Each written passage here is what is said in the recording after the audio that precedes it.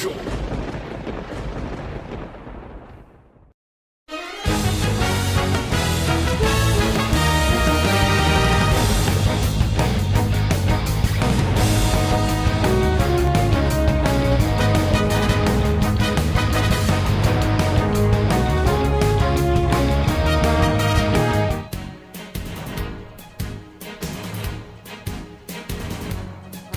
Alright mga kaaksyon at ngayon ay araw ng linggo, December 12, 2021. Muli sa inyo ang mga balita dito sa Aksyon na Radyo Balita.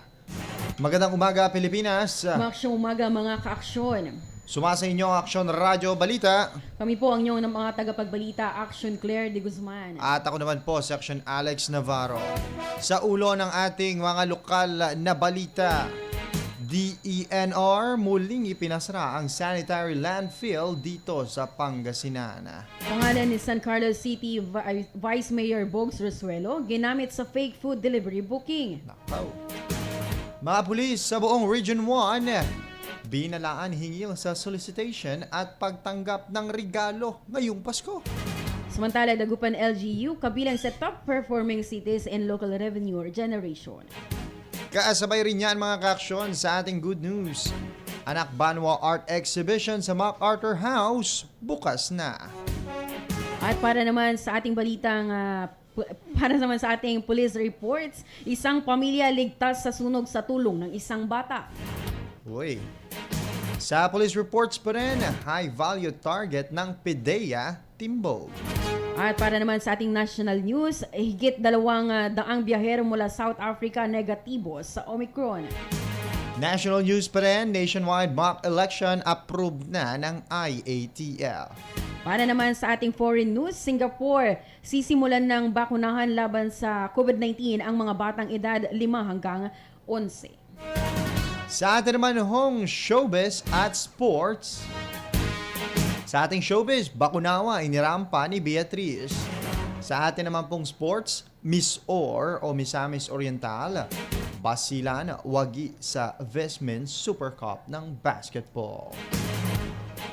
Kami pa rin ang inyong kasama mga kaaksyon. Ako po si Action Alex Navarro. At ako naman po si Action Claire de Guzman. At sa ating mga balita, muling nagpalabas ang Department of Environment and Natural Resources o DENR ng closure order laban sa sanitary landfill facility sa Urdaneta City. Ito ang pangalawang beses ngayong taon na ipapasara ang nasabing sanitary landfill. Ipinag-utos ang pagpapasara dahil sa paglabag nito sa Republic Act 9275 o ang Philippine Clean Water Act of 2004 at Republic Act 9003 o ang Ecological Solid Waste Management Act of 2000. Ayon na rin kay DENR Secretary Roy A. Simatu at sa isang panayam, sinabi ni DENR Environmental Law Enforcement and Protection Service o ELEPS Intelligence Operations Team Leader Rogelio De Meletes Jr. natuklasan nilang ginagamit at pinagtatapunan muli ng mga basura ang sanitary landfill facility sa Barangay Katablan, Urdaneta City sa kabila ng nauna ng inilabas na cease and desist order noong March 5. Sa isinagawang follow-up inspection ng Environmental Management Bureau Region 1 o EMB Region 1 ng DENR noong August 19, naabisto nila ang mga padlocks at barikada na tampered. Sariwa pa rin ang mga bakas ng gulong ng mga trucks sa sanitary landfill facility cell at open dump site na pahiwatig ng mga pagdating at pag-alis ng mga dump trucks at iba pang waste disposal equipment. Napansin din ng EMB Region 1 ang presensya ng mga bagong tapon na basura noong isagawa ang monitoring. Ganun din ang hindi otorisadong pagbukas sa ipinasara ng tubo na kumukonekta sa storm drainage, pond at kanal papunta sa Sinukalan River.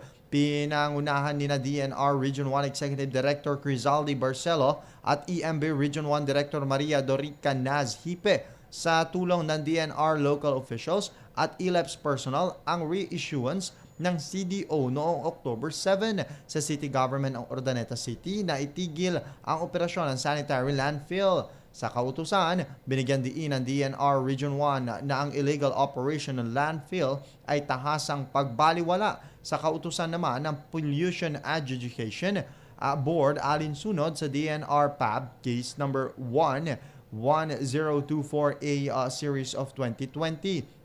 Sinemento ng team ang tubo na dinadaluyan ng tagas ng basura papunta naman sa drainage pond at kanal papuntang Sinukalan River na nasa likod ng pasilidad. Ang balitang ito ay hatid sa inyo ng Coca-Cola. Ang balitang ito ay hatid sa inyo ng ACS Manufacturing Corporation, ISO Certified, World-Class Quality. Samantala, nagbabala sa mga kababayan nito at sa publiko si San Carlos City Mayor Jose Reyes Bogs Rosuelo matapos makarating sa kanyang kaalaman na ginagamit ng ilang individual ang kanyang pangalan at ilan pang mga kilalang opisyal sa fake food delivery booking. Nalulungkot ito na may ilang mga tao lalo pang nagpapahirap sa mga delivery riders na kakarampot na lamang ang kinikita at ang masama pangalan pa niya ang ginagamit. Ngayon, pinag-aaralan ng lokal na pamahalaan ang mga legal na hakbang upang mapanagot ang mga nasa likod ng fake delivery bookings. Dati na rin daw itong ginawa sa kanya bago pa mag-2019 elections na ginamit ang pangalan sa pag-order sa mga catering services at nagpakilala na siya si Mayor. Sa ating pa rin pong local news, mariin ang babala ni Police Regional Office 1 Director Paul Brigadier o Police Brigadier General Emmanuel Peralta sa lahat ng police personnel laban sa solicitation at pagtanggap ng mga regalo lalo na mula sa illegal sources. Binigyan diin ni Peralta na hahabuli ng Pangasinan Regional Office 1 ang sinumang pulis na malamang o malalamang nanghihingi sa mga pribadong individual at mga institusyon, lalo na sa mga business establishments ng para sa raffles o premyo ngayong holiday seasons at sa iba pang mga okasyon.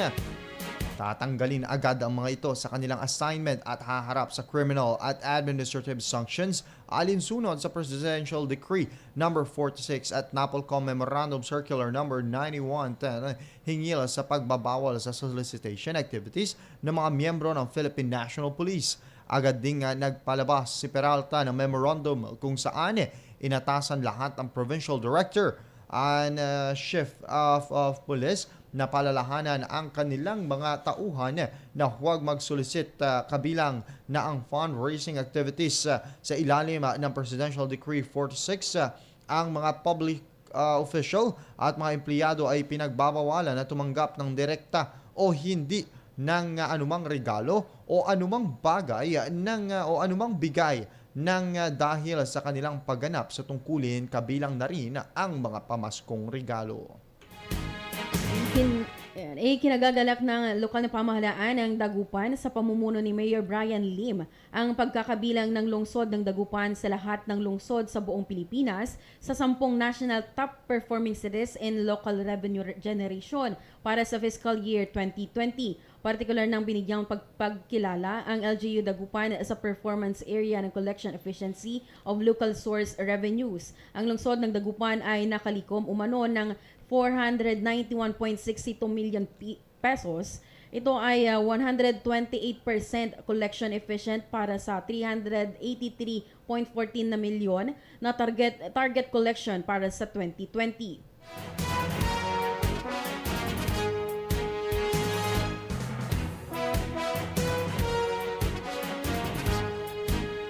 Alright mga ka-aksyon, at sa ating pa ring local news, simula kahapon December 11 ay bukas na sa publiko ang Anak Banwa Art Exhibition sa makasaysayang MacArthur House sa West Central Elementary School 1, Dagupan City. Matatandaan na noong buwan na lamang na Oktubre ng ilunsad ni Pangasinan 4th District Representative Christopher De Venecia ang Anak Banwa Arts Residency Project, kung saan 3 Luzon artists ang nabigyan ng pagkakataon upang mag-immerse sa komunidad sa ika-4 na distrito at makagawa ng kani-kanilang mga obra. Kabilang sa mga ito sina Corinne de San Jose, Marco Ortiga at Razel Marie. Kasama din sa art exhibition ang ilang estudyante ng DepEd na nag-aral ng workshops sa kanilang at ilan pang mga Pangasinan-based artists. Ito ay upang ipakita ang suporta at pakikiisa sa advokasya ng 4th District Congressman Christopher De Venecia na kampyon ng creative industry sa bansa na siyang nasa likod ng matagumpay na proyektong ito kasama ang kaibigan niyang si Andre Nicolai Pamintuan. As I always say, culture is our most strategic comparative advantage. And creativity is our supreme renewable resource and greatest value add as a Filipino people. Yan ang naging pahayag ni 4th District Congressman Christopher De Venecia. Bukas ang Anak Banwa Art Exhibition mula 10 a.m. hanggang 12 noon at 1 p.m. hanggang 5 p.m. tuwing araw ng Miyerkules, Huwebes, Biyernes, Sabado at Linggo hanggang magsara ito ng January 31 sa susunod na taon. Para sa booking, mag-log on lamang sa bit.ly/anakbanwa. Libre ang mga estudyante ng DepEd. May entrance fee naman na 50 pesos ang mga adult at 40 pesos naman ang mga senior citizens at PWD o persons with disability. Maaari ring mag-book ng inyong guided tour ng exhibit sa halagang 200 pesos. Malaking porsyento ang kikitain ay pupunta sa pagpapanatili at pagpapaganda ng MacArthur House. Kasabay nito, kahapon ay dumalo naman sina Deputy Speaker o noong Friday, dumalo rin sa nasabing pagbubukas sina Deputy Speaker Loren Legarda, dating DPWH Secretary Mark Villar, ilang lokal na leader kasama sina Manay Gina De Venecia, mga malalaking pangalan sa sining at kultura gaya ng national artist na si Kiglat Tahimik at marami pang iba sa pagpapasinaya ng naturang art exhibition na Anak Banwa. Aksyon Radio. Police Report.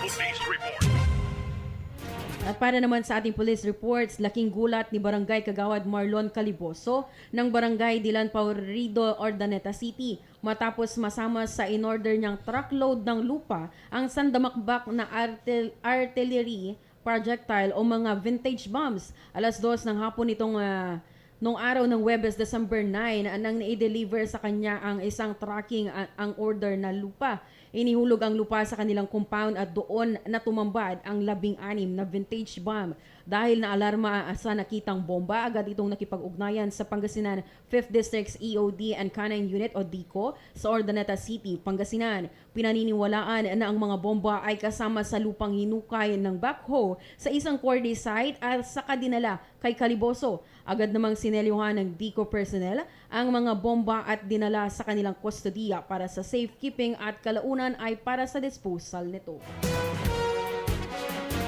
Kaugnay pa rin sa mga bombs, isang granada ang natagpuan sa kalsada sa bayan ng Rosales. Naglalakad sa kalsada ang seaman na si Ferdinand Domingo E. Siguban, 45 anyos, residente ng Barangay San Luis, Rosales, nang makita nito ang kulay asul na eco bag. Pinulot at tinignan niya ang laman nito at nagulat na granada pala ang laman. Agad naman niya itong ipinasakamay kay punong barangay Jose Garcia E. Obilio B na siyang tumawag sa pulisya at ipinaalam ang pangyayari. Dinala nito ang exploded o unexploded ordnance hand grenade sa pulisya na silang magdadala naman sa EOD personnel sa Urdaneta City. At ito naman mga kaksyan ang storya ng isang batang tumulong na maligtas yung isang pamilya sa sunog.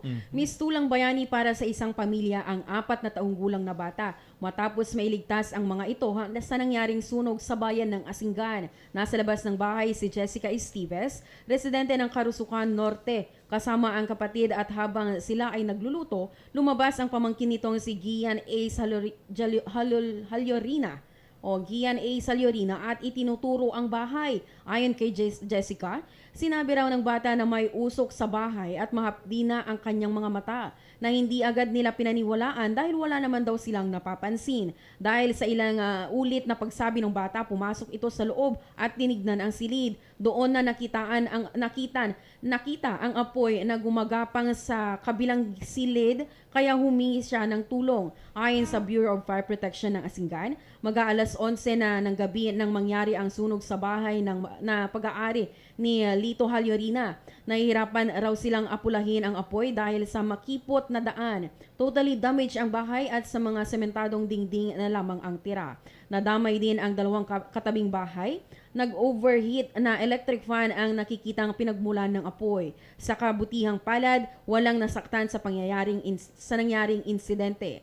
Tinatayang umabot sa mahigit 70,000 piso ang pinsalang iniwan ng sunog. Paalala ng BFP, huwag iwanang nakasaksak ang mga electric appliances upang makaiwas sa sunog.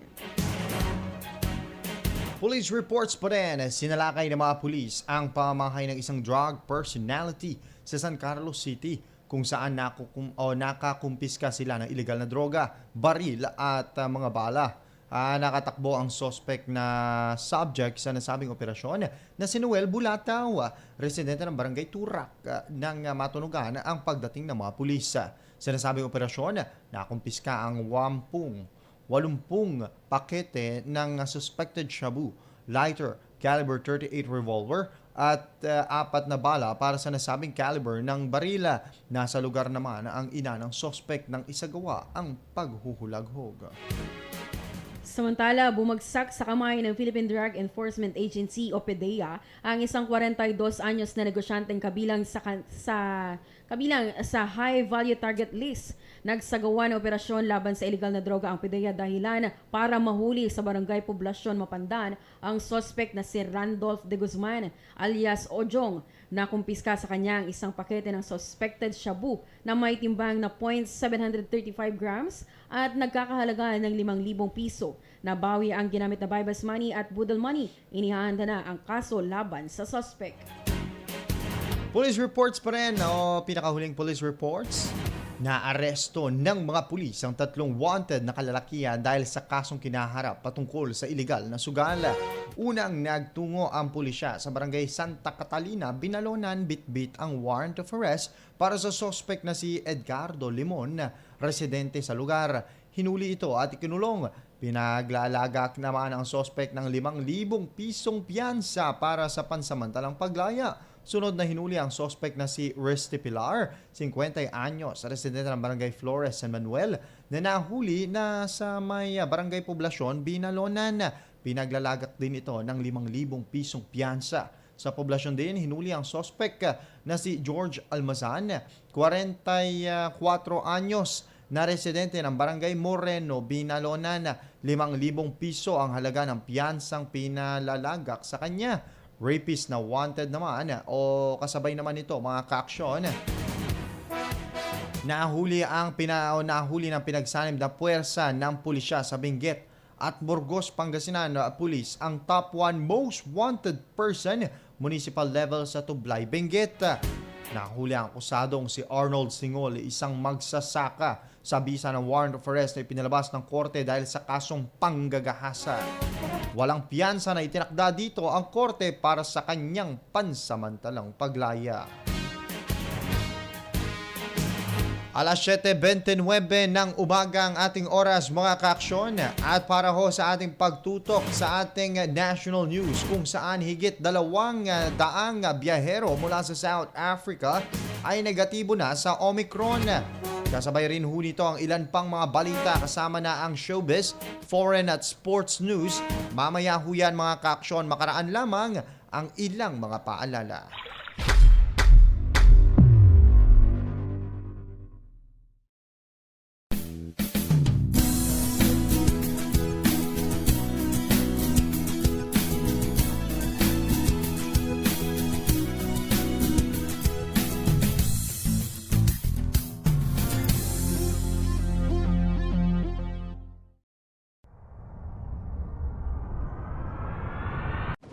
Aksyon Radyo.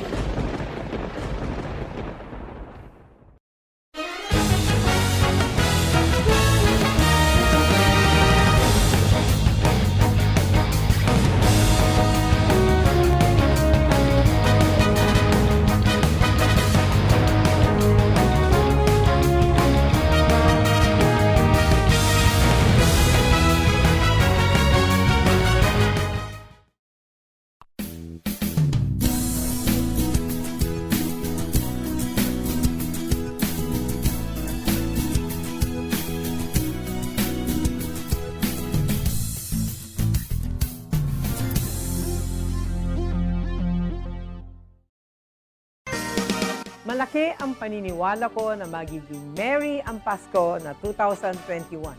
Hindi tayo nagpatinag sa mga pagsubok na dumating. Palakasin pa natin ang ating pananampalataya na may magandang bukas na naghihintay sa atin. Kapit lang dahil ang mensahe ng Pasko ay pagmamahal, pag-asa at pagkakaisa.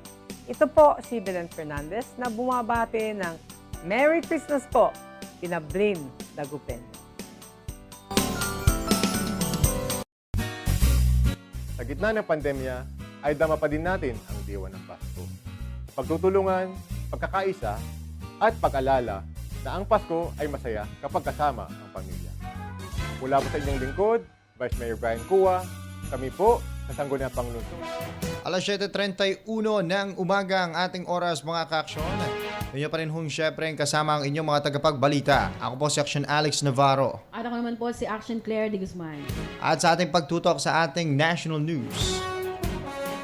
Pawang negatibo sa Omicron ang Omicron variant ang mahigit 200 biyahero mula sa South Africa na dumating sa bansa nitong nakaraang Nobyembre. Matatanda ang minomonitor ng Department of Health ang 253 biyahero na dumating sa bansa mula November 15 hanggang 29 o bago nagpatupad ang pamahalaan ng temporary travel restriction sa South Africa at iba pang bansa na nakapagtala na ng Omicron variant. Sa naturang 253 na biyahero, 8 ang hindi kaagad natunto ng Department of Health dahil sa kulang na impormasyong inilahad ng mga ito sa kanilang information sheet. Samantala, hindi Omicron kundi ibang variant ng COVID-19 ang natukoy mula sa isang biyaherong nagmula sa South Africa. Ayon kay Vergere, mga kaaksyon, ang variant ay tinawag na B.1.1.203 na sinasabing hindi variant of concern o interest. Batay sa ipinakita sa mga resulta ng biosurveillance ng Philippine Genome Center nitong December 9. Hindi naman nabanggit ni Vergere kung may nararamdamang simptomas ang nasabing biyahero. Kaugnay nito, wala ni isang sample na na-detect na Omicron sa sample na isinailalim sa genome sequencing. Hindi pa idinitalye ng Department of Health ang B.1.1.03 o 203 na na-detect sa nasabing biyahero na ayon naman sa COVID-19 in vitro diagnostic devices, ang test methods at database ng European Commission. Ang B.1.1.203 ay natagpuan ng 48 na beses sa buong mundo simula noong October 15. Samantala, ang 5 pang pasahero mula South Africa ay pawang negatibo sa COVID-19 kaya hindi na isinama sa huling batch ng sequencing. Hindi pa natunton ang 2 pang pasaherong nagmula sa South Africa na dumating sa bansa noong November 22, 2021 at sinasabing may mga address sa Mimaropa at Mindanao na nagdegatibo naman sa COVID-19. Kasabay pa rin ito mga kaaksyon na kaugnay pa rin sa nananatiling pandemya. Inaprubahan ng Interagency Task Force o IATF for the Management of Infectious Emerging Diseases ang pagdaraos ng nationwide mock election sa December 29 base na rin sa kahilingan ng Commission on Elections o ng COMELEC. Layunin nito na matiyak na magiging ligtas at epektibo ang gagawing local at national elections sa susunod na taon.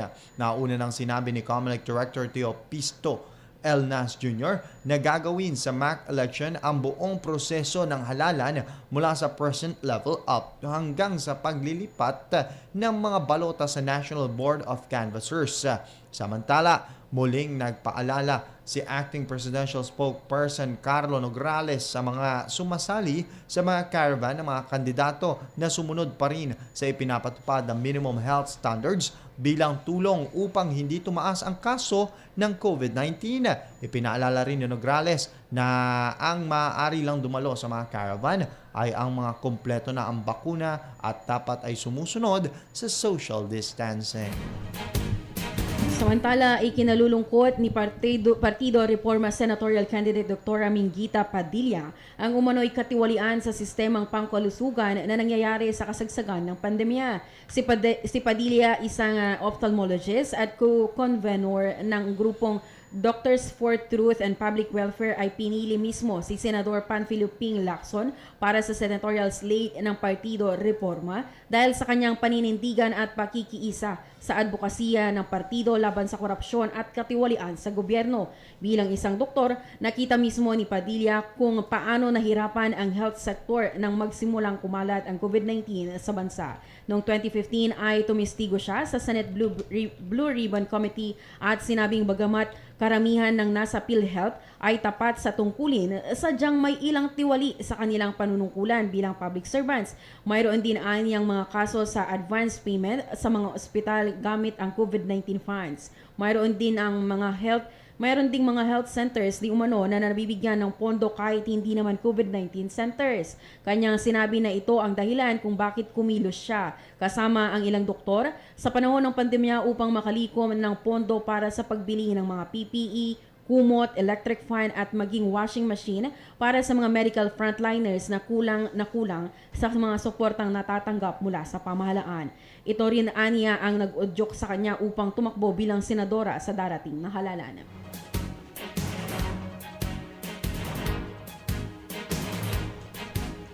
Alright, sa atin naman pong foreign news, inaprobahan ng gobyerno ng Singapore ang pagbabakuna ng COVID-19 vaccine sa mga batang edad 5 hanggang 11. Ayon sa Health Minister ng bansa, posibleng isagawa ang nasabing bakunahan sa mga susunod na linggo. Aabot na kasi sa 87% ng 5.5 milyong populasyon ng bansa ang nabakunahan na laban sa COVID-19. Tulad din ng US ay magiging on-third lamang ang dosages na gagamitin sa mga bata. Magugunitang noong nakaraang mga buwan ay inaprobahan ng gobyerno ng Singapore ang Pfizer o BioNTech na gagamitin sa pagbabakuna sa mga bata. Aksyon Radyo. Showbiz Balita. Samantala mga ka-aksyon, para naman sa ating showbiz news, pinag-uusapan na sa social media ang preliminary round ng Miss Universe 2021 sa Eilat, Israel. Bakunawa ang naging national costume na inirampa ni Beatriz Luigi sa preliminary round ng Miss Universe. Ang explanasyon ng Miss Universe Philippines ay nagde-depict umano ito sa mid-life cycle ng Pilipinas. At sa evening gown at swimsuit competition ay malakas din ang naging dating ni Beatriz. Bukod kay Beatriz, inaabangan din si Marian Rivera sa preliminary round na parang isang kandidata rin. Suot ang elegant black gown, nakahanap rin si Marian Rivera ng new friend sa Miss Universe na si Orvashi, na isang former Miss Universe ng India at Bollywood actress. Sinabi naman ni Orvashi na si Marian na ang favorite Filipino actress niya. At kaya kahit ano pang sabihin nila kay Marian, Miss Universe judge siya at international ang exposure. Sa Lunes sa bansa, mapapanood ang coronation ng Miss Universe 2021 na i-airs ng live sa A2C Channel 11 simula 7:30 ng umaga.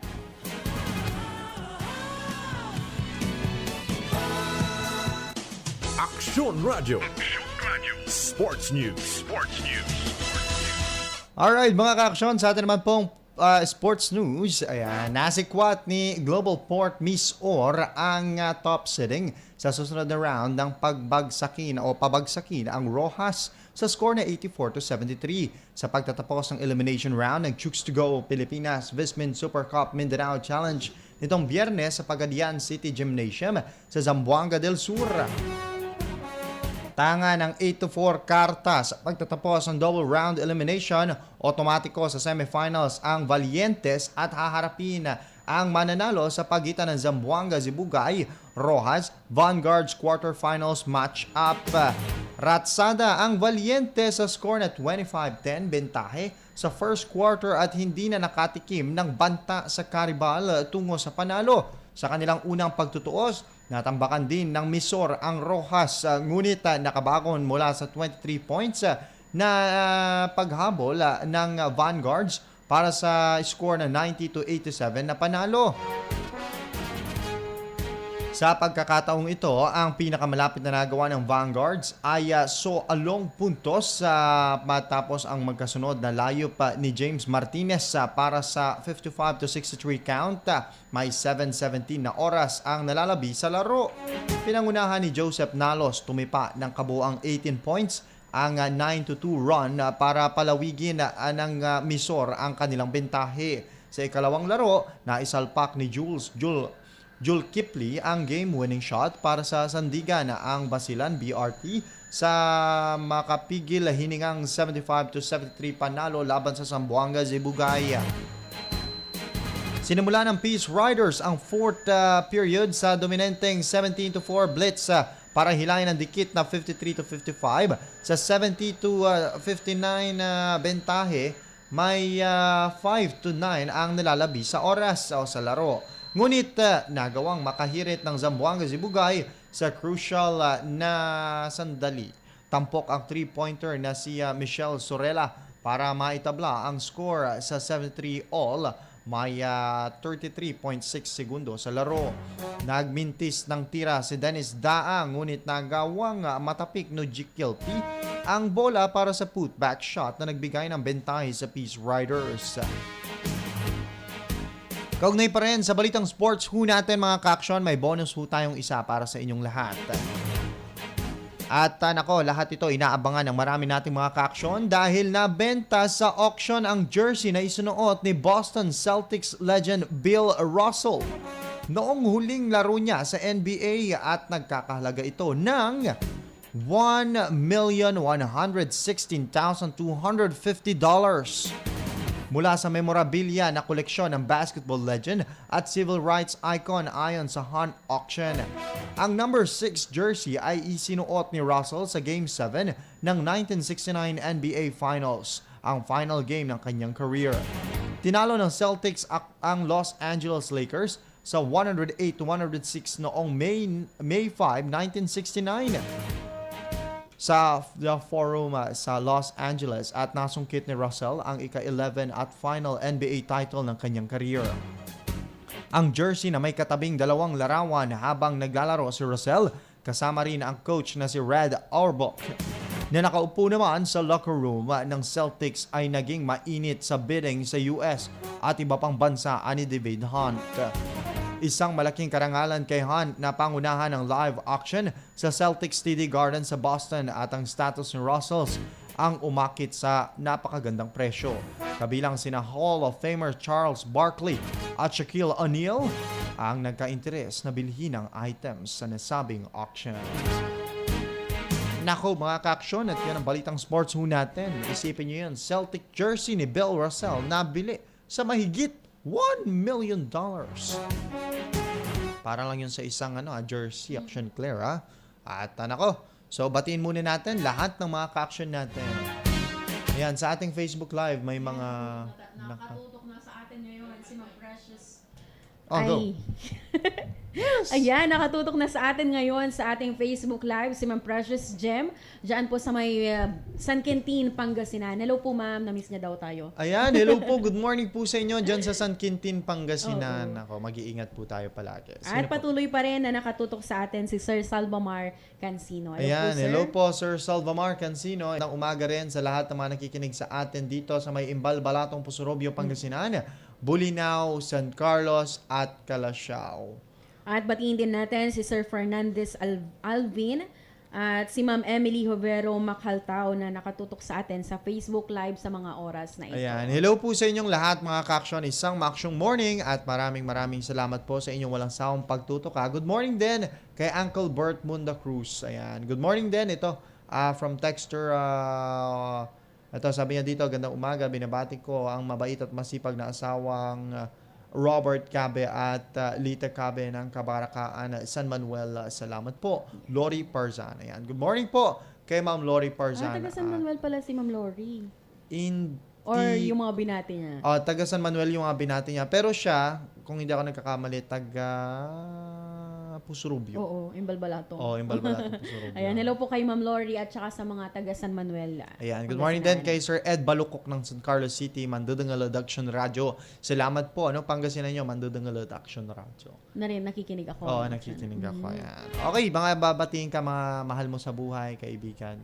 Wala ba? Ayun, binabati po natin ang lahat po na nakatutok sa atin dyan sa may District 6. Lalong-lalo na nga po dyan sa may Santo Domingo, Tayug, Pangasinan, sa De Guzman and Javier family, gano'n na nga din sa Kalitang Santa Maria de Pila at sa San Nicolas, Pangasinan dyan sa may Dalumpinas. At aksyong morning po sa ating lahat at nawa ay nagkaroon kayo ng blissful Sunday at tayo na po ay magsimba nung oras na, mag-alas 8 na. Ay, nako, nagsisimba si Action Claire kasi mga ka-action. Pero, sabi nga nila, Action Claire, dasal ka naman ng dasal. Kung hindi mo naman binabago ang iyong asal, hindi ka pa rin magiging banal. Yes. Ayan. Kung alam mo kung sino nagsabi noon, sino ba nagsabi noon? Si Maris Umali. Ayan, oo. Wag dasal, kung dasal ka naman ng dasal, pero hindi mo naman binabago ang iyong asal, hindi ka pa rin magiging banal. Napakagandang napakagandang quotation nun para ngayong araw, mga ka-action. Nako, pero ayan, at oras mo natin, alas 7:46, wala ka namang babatiin ng mga mahal mo sa buhay, Action Claire, wala na, Ayan, dahil lahat kayo, mahal po namin. Charot. Charot lang. Okay, pero ayan mga ka-action, at yan ho ang kalipunan ng mga balita na kalap ho natin dito sa DWCM Aksyon na Radyo Balita. Nakasama ho natin sa ating News and Information Center, sina Action Jeric James Pasiliao at Action Dav Tibakay. sa pangalan din ho ng ating Master Control na si Engineer Conrad Alvarez, nakasama rin ho natin sa pangalan ho ng aming Station Manager, Section Violi Valdez Ferrer, nakasama ko rin po dito si... Ayan, nakasama niyo po ako, Action Claire de Guzman. At ako naman po, si Action Alex Navarro, mga ka-action, nag-iiwan na ho kami sa inyo ng isang mapagpala at maaksyong araw ho ng linggo. Salamat sa pagtutok sa programang Aksyon Radyo Balita dito sa Aksyon Radyo Pangasinan. Una sa aksyon, Una sa balita, sama-sama tayo, Pilipino.